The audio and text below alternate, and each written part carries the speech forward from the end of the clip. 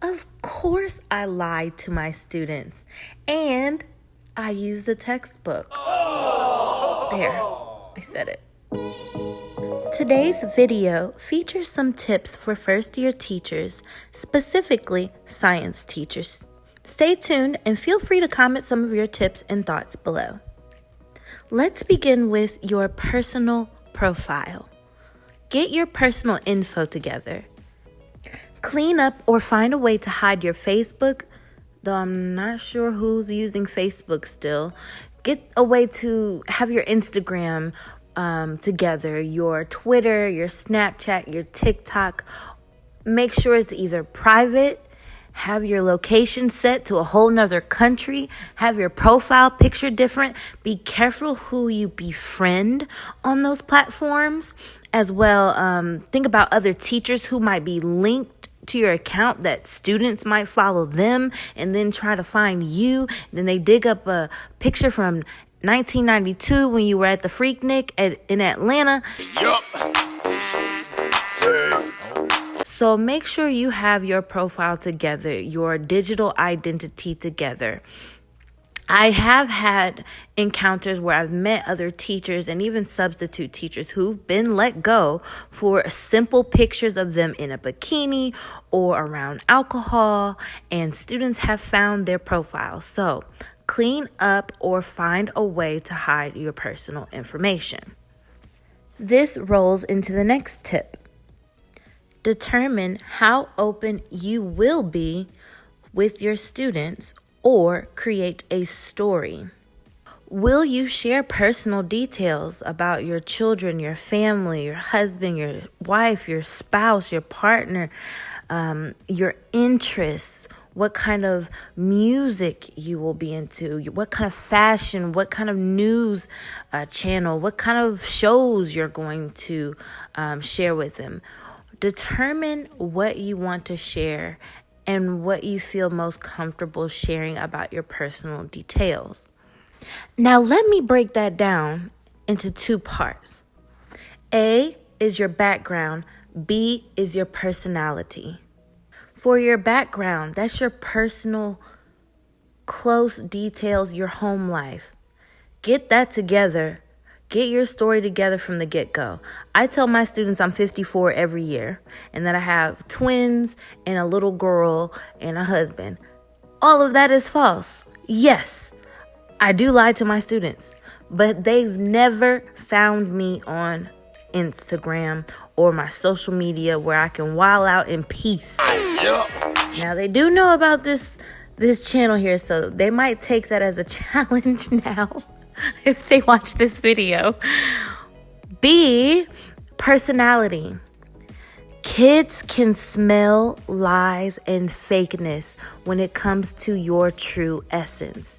Your background story can be whatever you like, but you need to make sure you shine and let your personality be real.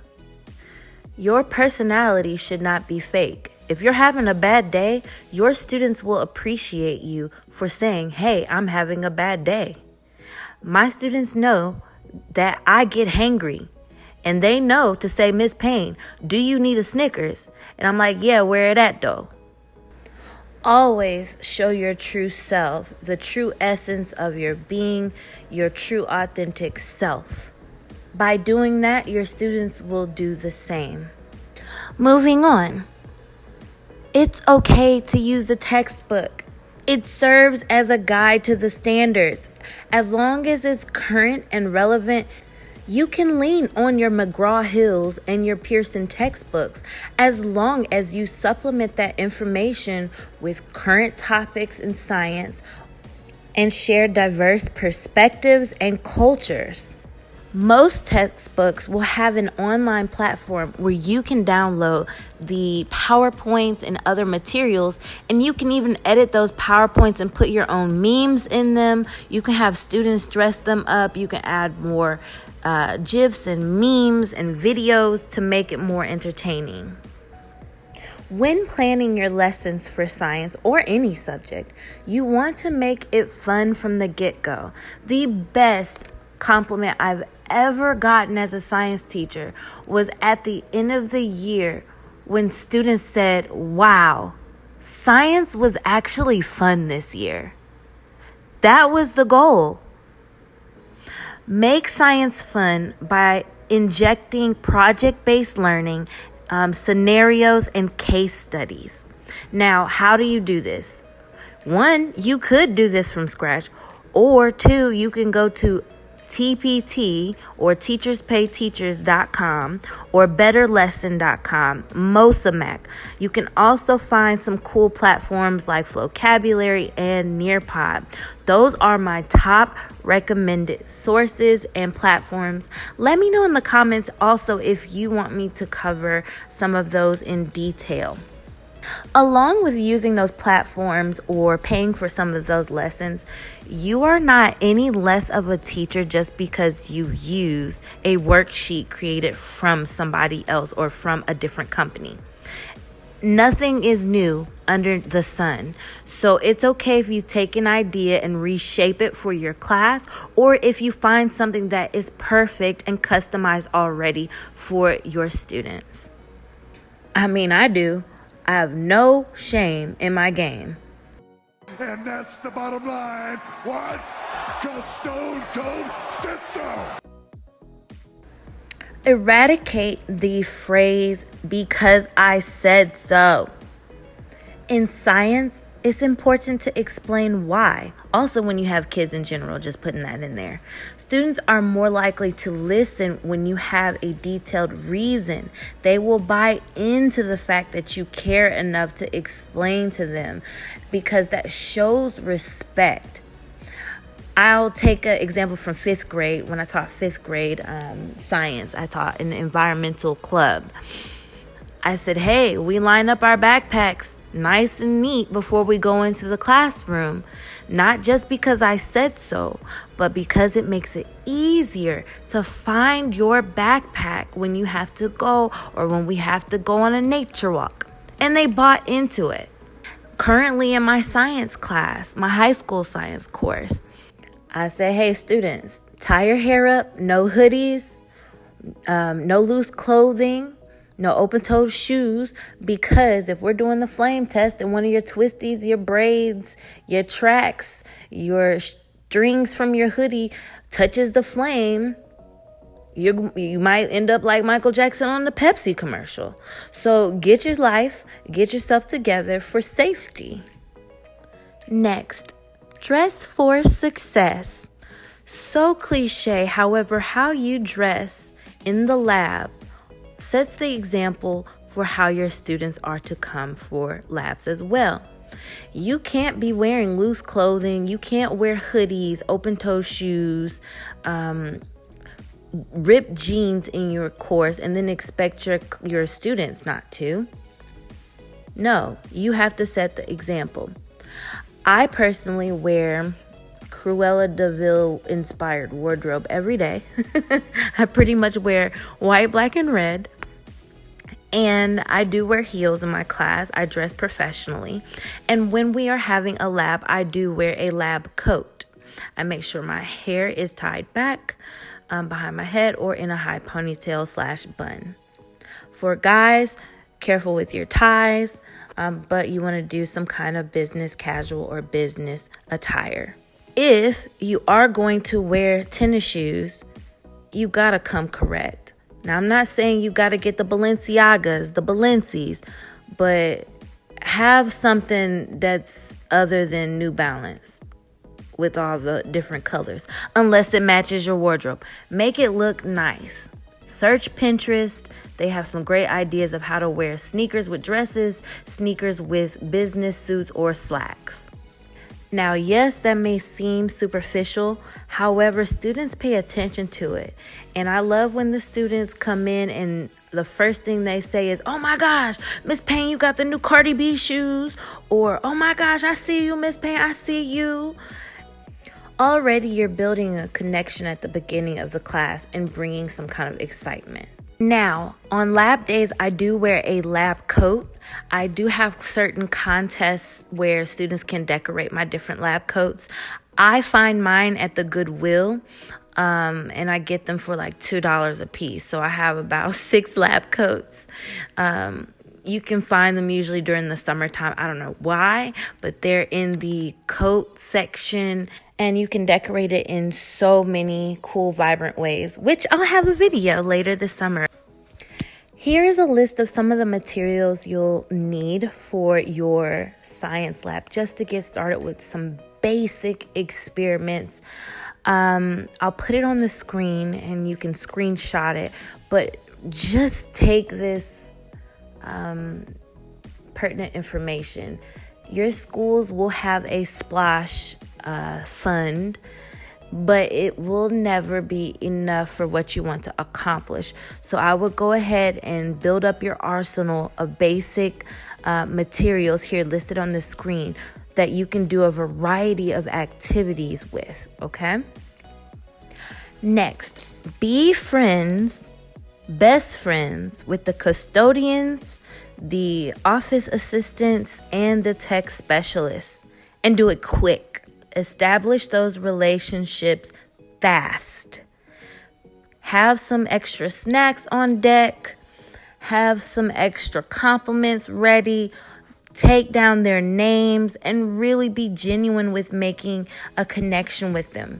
Those are the people who are there before the school opens and after the school closes. They know the ins and outs of the building, and they will give you the best advice on where and how to solve unique problems. Moving into the first week, I know you first year teachers are going to be so excited to decorate your classroom. But at the same time, you can be overwhelmed. Here's the solution to that. It's okay, one, if you don't have any decor or decorations on the first day or the first week for your students. What I do is I have them involved in decorating the class. Each class has a section where they get to have a poster that represents their class. There's a student work section, and then as I choose student helpers over the first month, they help to put up my posters. They help to put up my butcher paper. They help to design my bulletin boards. That's part of their duties. So one, it's really helpful for you to have some student input about what they would like to see in their class. And two, you've got other hands to help you. This is a tip I wish I had known my first year of teaching science. Have a class pet ASAP. The best class pet I ever had was a hamster. It was cuddly. Middle schoolers, high schoolers, teachers love something furry and cute. And my hamster's name was Buddy Love, and I let the students name him, and they came up with Buddy. I tacked on Love because I'm a fan of Eddie Murphy, and I thought it was appropriate for science. But the most important thing is find something you are comfortable with. Research the requirements for the cage. You don't want to buy, for example, those ready-made wire cages that PetSmart sells. You are a scientist. You're setting the standard for pet care. So my hamster required a very large tank, not one of those small cages at PetSmart that they sell for $19.99. Mr. Buddy Love loved his habitat. He had everything that he needed. He had the appropriate food, and the students got to learn about how to take care of the pet and be more responsible for the organisms around them. A must-read book for any teacher is Teach Like a Champion by Doug Lemov. The book you can find on any platform, Amazon, I'm pretty sure Audible has it as well. Darn, where else do we shop for stuff nowadays? Amazon is taking over the world. Barnes & Noble, Books A Million, places like that. Each tip is thorough and has great examples on how to run a class smoothly. And they are techniques that you have already experienced and seen great teachers do and you might learn something new. I have tons of tips for not only science, but other subjects as I've taught ESOL, Introduction to Foundations of Algebra, Spanish, different types of science, English language arts, social studies. So let me know if you'd like to hear some other tips in a part 2. And for now, I'm going to leave you with one more tip. You, yes, you, couldn't be. Then who? You. You are going to mess up sometimes. So have grace with yourself, just like you have grace with your students. When you have grace with your students, they in return will also show you grace. Thank you for watching the video. Please leave a comment below on what you learned or a tip you'd like to share, or if you'd like to see or hear more tips via this podcast vlog YouTube thing. I'd very much appreciate it if you subscribe. It's free, and I'm kind of getting to the point where I enjoy this and the community that I've established already. It's been a long time. We shouldn't have left you without a dope beat to step 2, step 2, step 2, step 2, step 2, step 2. What would you do to get to me? What would you say to have your way? Would you give up or try again? If I hesitate to let you in, now would you be yourself or play your role? Tell all the boys I keep it low. If I say no, would you turn away or play me off? Or would you stay? Oh, first you don't succeed. Dust yourself off and try again. You can dust it off and try again, try again, try again.